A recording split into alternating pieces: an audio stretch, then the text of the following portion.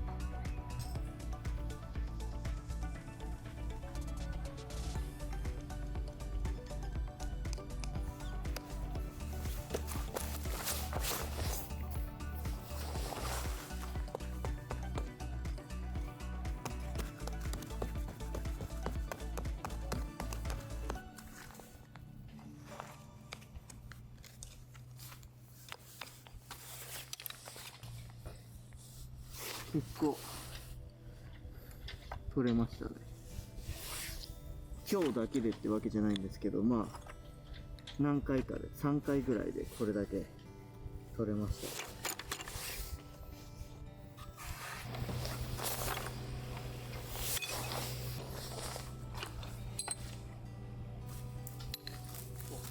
た。ガラスとかは土に帰るのが何百年とかかかるそうなので、まあ、このままほっといても多分数百年はずっと土の中に残ったままとかになっちゃうので、なるべく取り除きま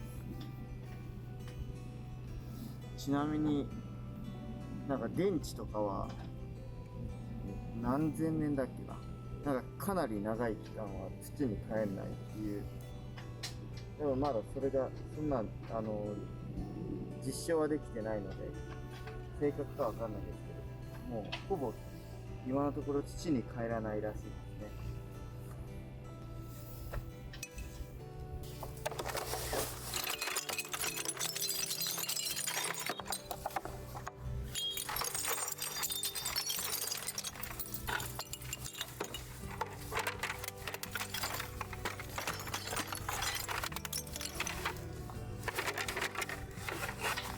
なんか固まったり落ちないです。